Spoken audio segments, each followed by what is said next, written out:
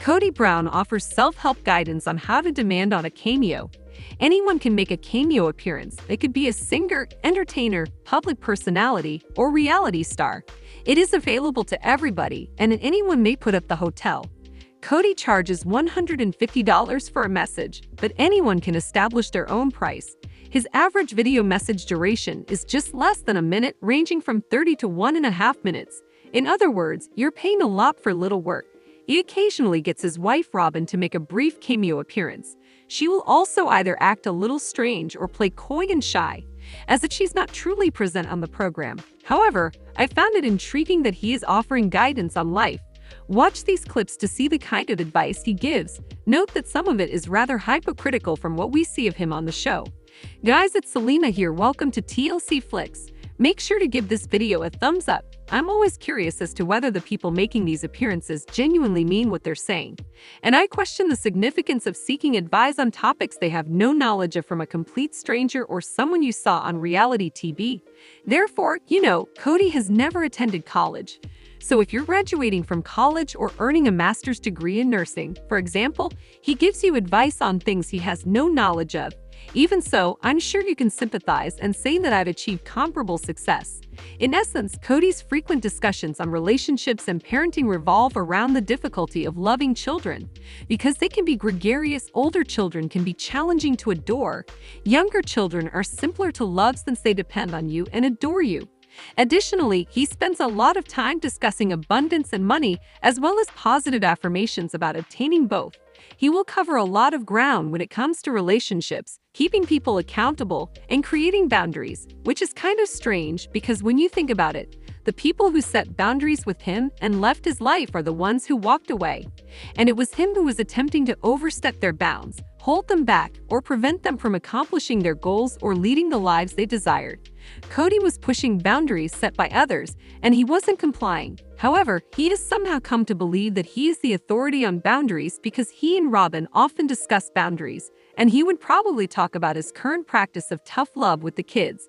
There are limits between the wives and their ex-wives. He's acting in this way because he didn't feel appreciated. I'm not sure. There was one where the poor woman had given birth to a child right there, and all he said was something about children who don't treat you like an adult. It's amazing, in my opinion, that a person with such a poor relationship with his children would use words like resentment and refuse to let them hurt you. You would truly get resentful of them as a result. In other words, you feel as though they have insulted you or hurt you.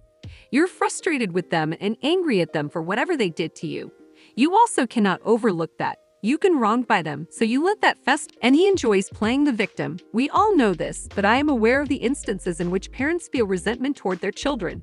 For example, I am aware of situations in which parents feel that their children have negatively impacted their lives, or that they are unable to forgive their children for not fulfilling their expectations, or that they are resentful of them for not being able to complete their tasks to a high enough standard. It seems kind of backwards for parents to be angry with their children, but I don't get it.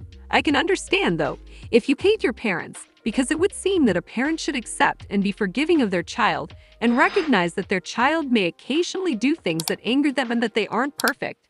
As to Cambridge Dictionary, the definition of resentful is as follows: experiencing rage from having to accept something or someone you don't like. Any attempt to meddle with her work made me bitter, angry, or displeased.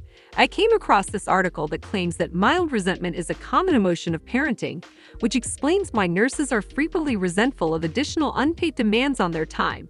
However, more frequent or strong resentment may indicate that something needs to change.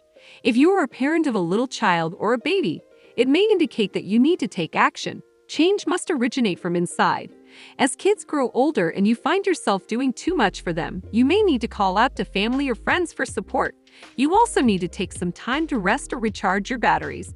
You must, however, still make time for yourself. However, consider the things you do for them that they could do for themselves as well. Make it easy for your child to complete their assignments, assign responsibilities, and embrace the typical feelings of resentment. It's just a strange sensation for me to like before they turn into resentment. I believe that when you strive for perfection and hold yourself to that standard, as Kody does, you end up with the expectation that children should follow him and live the ideal Mormon or fundamentalist life. And when they're not, he gets angry of them. He believes that the children will show respect for the woman he loves, but in reality, they don't show it. It appears that he believes that children should serve him, not the other way around. It appears to be incredibly biased, as if it's all about what Kody can obtain from the youngster. When they're young, they're simple to adore since they rely on you for their needs. Okay, so it seems like he has a feeling. However, when kids grow older and become ungracious because they have an opinion, it becomes more difficult to love them. Kody will therefore love you as long as you don't have any disagreements with him. When you express an opinion and he doesn't agree, he will become resentful of you and refer to you as mouthy. Living here is strange. Furthermore, it amazes me that anyone would seek out such counsel. It's interesting that Kody and Robyn arrive seeking marital guidance. This one is hilarious. Robyn and Kody converse exclusively about themselves. What does it take for two narcissists to do that? They say something like, "Happy anniversary. Let me now share my anniversary with you. We performed this incredible act during COVID when we had the family all to ourselves. We hung these adorable lights from our deck and our children cooked us dinner. Next, we put some flowers in the ground. It was very incredible. By the way, we didn't record it because, well, why would we record our time together and our love when I'm yelling at my family members and neglecting them?" Have you ever noticed that? Kody and Robyn are never shown dating. They never show the rock codenamed Robyn going and chatting about their birthday dinners, anniversary celebrations, or anything similar. However, Janelle, Christine, and Mary every time. It would be something like, "Well, it's my birthday or our anniversary." I'm beginning to realize that the reason for this is that for Janelle, Christine, and Mary, that may be the only occasion in a year that they see him. For them, the occasion is either their anniversary or their child's birth. However, for Robyn, the anniversary is just another night since he's always at her house. Then, unlike the others, she enjoys the luxury of not owning that movie. Everyone else is dysfunctional while they are having this great love fest at their house. Kody and Robyn, I'm sure, are dysfunctional too. But isn't it just odd looking? And then combine this with the other disconnects that the family was experiencing at the time. And their only topic of conversation is how much they adore one another. Then it seems as though a bomb is going off in their family, and they are hiding in their tiny nest of love, creating a romantic moment, but not capturing it on camera. All the other members of the family are being cast aside and discarded. It's basically a total absence of feelings, empathy, or compassion for other people, or an awareness of how your actions affect other people. And you can have it if that's what you want, but don't bring these other people with you. Yes, and they're attempting to pull off the cutest possible show. However, looking back and realizing how much transpired in this family at this time, you find that they were enjoying their love while everyone else was struggling to at least have a passing relationship with him. Obviously, Kody is hiding these things on purpose, because if viewers saw what he had with Robyn, they would all realize how different their families and relationships were, how different he was from Robyn at Robyn's house, how different their relationship was, and how much more he was giving Robyn than he was giving the others. That meme of the young child who kind of set the house on fire comes to mind. Subsequently, she is seated away from the flames and is smirking while the fire burns down. And she's as content as can be. Do you understand what I mean? It's as if they are unaware that the entire world is burning down around them. They then purposefully hide from everyone, since they desire to be in their love nest like that. However, they seem content that the world is burning down behind them.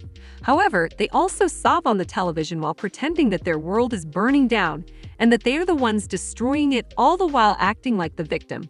Their world always consisted of the two of them. It never included the other members of the family. It's also clear that they purposefully kept their connection and actions from fans secret in order to give the impression that they were part of a polygamous family when they actually weren't for a very long time. That's all I have for this video though. Kody is now discussing life guidance. Sometimes, Kody and Robyn offer life guidance. They make things about themselves and give awful advice on anniversaries and parenting. And it's all yours for just $150. If this isn't a joke, please don't. Even if it's a farce, the cost is high. If you are looking for more sister wives gossip, come back to TLC Flix for all your updates. Bye, guys.